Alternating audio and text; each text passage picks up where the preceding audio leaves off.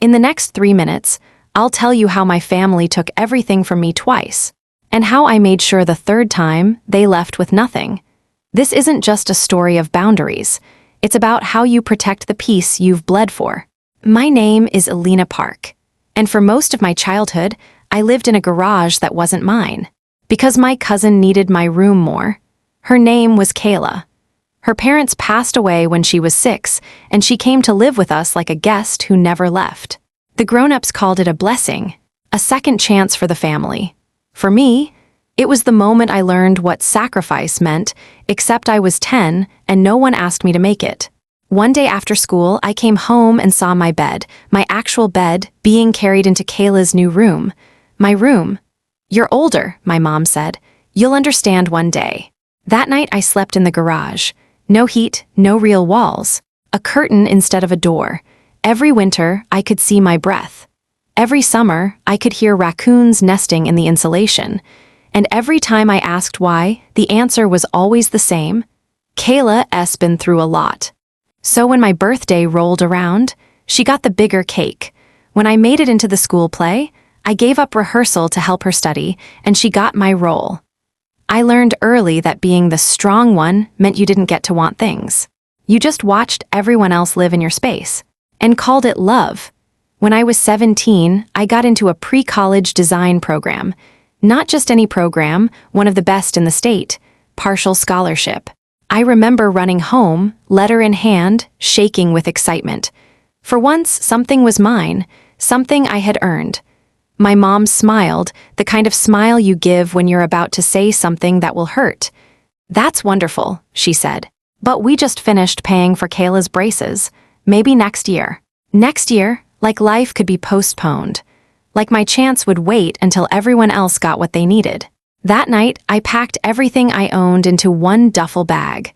A few clothes, a notebook full of sketches, and a toolkit Vince had given me when I helped him build a bookshelf the summer before. No one stopped me. No one asked where I was going. It was like they'd been waiting for me to go. I spent the first night behind a library, not even in it, just behind it near the trash bins. I used my backpack as a pillow. Woke up to a raccoon chewing on a corner of my journal. The next few weeks were a blur of part-time jobs, microwaved noodles, and public restrooms. But I was free, not safe, not comfortable. But free in a way I'd never been. I wasn't in anyone's way anymore. And for the first time, I could hear my own thoughts without someone else talking over them. I didn't have a plan yet, but I had silence. And somehow, that felt like a beginning. The first person who treated me like I wasn't broken was a man named Vince. He ran a small woodworking shop on the edge of town. Hired me after I spent 2 weeks sweeping his sidewalk without being asked. I didn't know how to use a saw. I didn't know the difference between oak and cedar. But I knew how to show up on time. And he noticed. Vince never asked about my past. He just handed me a measuring tape and said, "The first rule is, cut once, but only after you've measured twice." I made every mistake in the book. Crooked cuts, nails bent in half, splinters so deep they bled through gloves. But Vince never yelled. He just handed me another board and said, "Again." I saved every paycheck in a tin can under my bunk at the shelter. No shopping, no takeout. Just rice, instant coffee, and hope. And then one day, Vince gave me a bonus. Said, "Build something that's yours." So I did. I found a rusted trailer frame for $1,000. Hauled it by hand with a borrowed truck. Picked up scrap wood from construction sites, repurposed cabinets from junkyards, insulation from donation centers. Every nail went in with purpose. Every board held a piece of the girl no one ever saved. I named it the Pine Pod. 144 square feet. Kitchen no wider than my wingspan. A loft bed above a handmade shelf. A composting toilet that I learned to fix on YouTube. And a rocking chair, the only luxury, made from leftover cedar. Sanded with coffee grounds and mineral oil. When I sat in it the first night, legs sore, hands raw. I didn't cry, I just whispered. "This is mine. My home, my lock, my name on every beam." I never posted about the Pine Pod. Never bragged. Never shared blueprints or progress photos. It was mine. And after years of being displaced, I wasn't about to invite anyone back in, not even online. But one day, I broke my own rule. Just a photo, my rocking chair sitting on the porch, light from the lantern spilling across the wood. Captioned, "Took me 21 days and 3 busted knuckles, but it holds." I didn't expect anyone to notice, but somehow they did. My aunt shared the post. My mom commented, "So proud of our little Elena, always so creative." And then the message came, from Kayla, "Your place looks so cute, is it still just you there?" I didn't reply. 2 weeks later, I heard tires crunching gravel. I stepped outside and saw them. Kayla, her boyfriend Chase, and a toddler, no car seat, just a diaper bag, a fast food cup, and chaos in the backseat. She stepped out like we had brunch plans. "Hey," she said, "we were just in the area. This area's 30 miles from the nearest gas station." She laughed, brushing her hair back. "I told them we might stop by. I just had to see what you built." She looked around like she was shopping. "It's cozy," she said. "We were wondering if we could crash for a few nights, just until Chase finds steady work again. You said you had extra space, right?" I never said that. I didn't answer. That night, I locked everything, even the rocking chair. I left early for work the next morning, just like always, when I came back. The lock was broken, the kind of broken that isn't an accident. Not rusty, not forced open by wind, just missing. Shoes sat neatly on my porch, shoes that weren't mine. Inside, toys scattered across the hallway, my pantry half empty, my spare blanket thrown across the toddler asleep in my loft. Kayla waved from the tiny kitchen like she lived there. "Hey, hope you don't mind," she said, like we were roommates from college. "We figured it was okay since you didn't say no." My voice caught in my throat. My hands curled into fists before I could stop them. "This isn't your house," I said. Kayla shrugged. "Technically, you're leasing the land. We looked it up." "That doesn't make it yours." She smiled like she'd already won. "You always were territorial." That night, I didn't sleep in my bed. I slept in my truck, doors locked, engine off, eyes open. In the morning, I filed a trespassing report, brought every document I had, my lease, photos of the house, blueprints, even receipts for the lumber. Kayla handed the sheriff a folded piece of paper, a handwritten note. "To Kayla and family, stay as long as you like. Love, Elena." My name spelled wrong, a heart over the I. I don't dot my I with hearts. I don't write fake welcomes. She called me selfish. Chase called me a cold B*TCH. The toddler cried.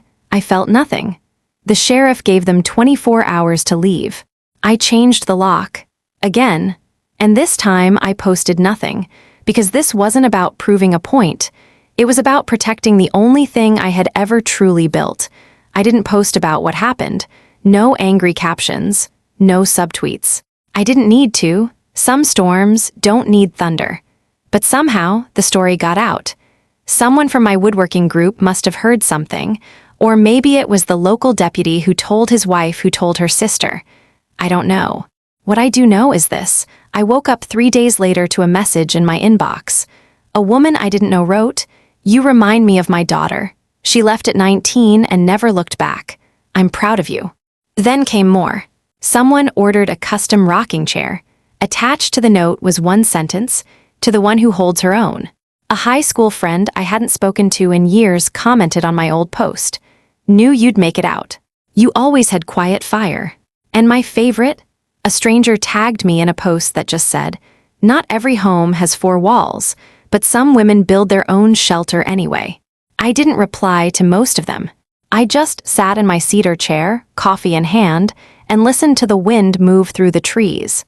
And for the first time in years, the silence didn't feel like being ignored.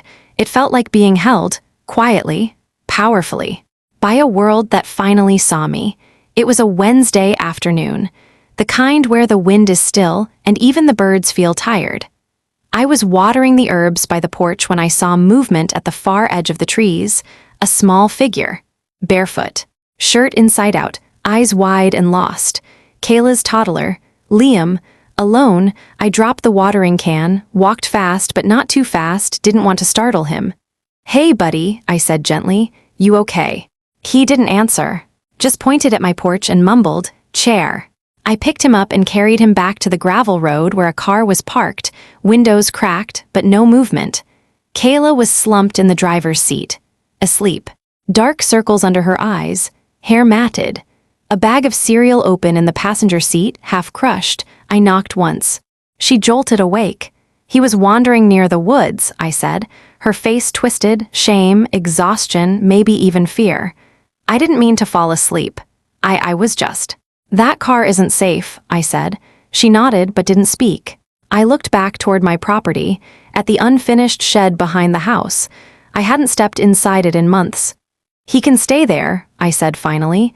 "You can fix it up. No overnight guests. No chase. No keys changed. And you work for it." Kayla looked up, eyes wide. "You mean it?" "I'll write it down," I replied. And I did, rules, boundaries, signatures. Then I took a photo of us shaking hands.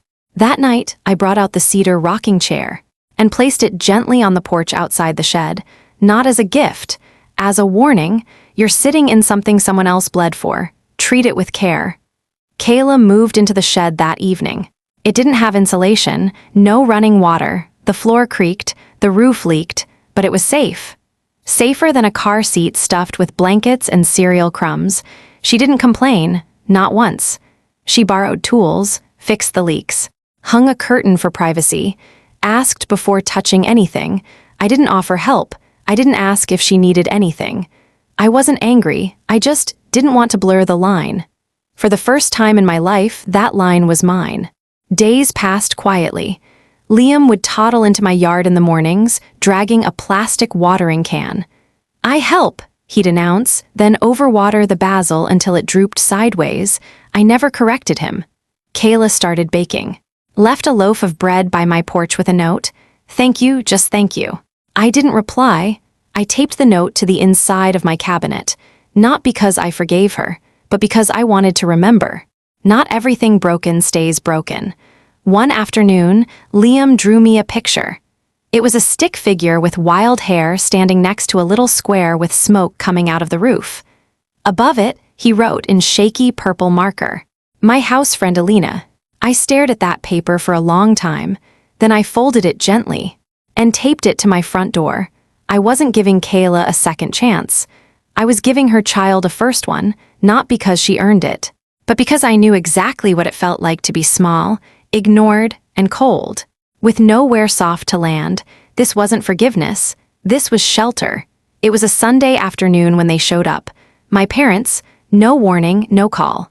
Just the familiar sound of tires on gravel and the uncomfortable silence that always followed them. My mother stepped out first, dressed like she always did for church, neat, composed, unreadable. My father followed, slower, eyes tired. Shoulders not as straight as I remembered. They didn't step onto the porch, but they didn't leave either. "We heard what happened," my mom said. I said nothing. "Kayla's going through a hard time," she continued. "This situation, it's making things worse." My dad cleared his throat like he was announcing a verdict. "You've made your point, Elena. Can't you just let it go? For the family." And there it was, the old script, the same tired lines. But this time, I wasn't 10 years old. I wasn't standing beside a packed bag, hoping someone would say, "Please stay." I was home, my home. I looked them both in the eye and said, "I am doing this for the family." The part that didn't try to take what I bled to build. My mother opened her mouth, then closed it, and for once she didn't have anything to say, just silence. Not the kind I used to live in, the kind I now owned. That's when Naomi pulled into the driveway. My cousin, the only one who ever asked how I was doing when I left, she didn't say a word, just stepped out of her car and stood beside me. My parents took one look at her and left. That was the last time they came to my door.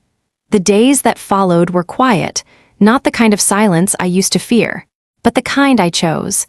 Liam kept coming to water the herbs. Sometimes he brought rocks he thought looked like dinosaurs. Other times, just questions. Why do you live alone? Did you build the chair? Are you a grown-up or a wizard? I answered all of them, except the last. I told him, "You don't have to live big to be strong. You just have to know what's worth protecting." He seemed to accept that. Kayla didn't speak much, but I could feel the shift. She no longer tried to reclaim what wasn't hers. She fixed the shed roof without asking, hung wind chimes made of soda tabs, picked weeds around the porch. One morning, I found a folded note tucked into my mailbox. It didn't say sorry. It said, "I see it now." What I couldn't see when I thought I was the one hurting most. I didn't reply, but I didn't throw it away either. I just added it to the drawer where I keep small things that matter. That fall, I rebuilt the fence, not to keep people out, but to mark the line clearly, the space between what I offer and what I protect. Sometimes, Liam sat on the porch while I worked. He'd hand me nails like they were treasures, tell me stories that made no sense, laugh at his own jokes. And in those moments, I felt something I hadn't felt in a long time. Not happiness, not even closure, just peace, not because everything was fixed, but because I stopped trying to fix the people who broke me. I didn't get my old room back. I didn't get the apology I once thought I needed, but I got this. My name on the deed, my chair in the sun, my story exactly as I lived it, and no one gets to take that from me ever again.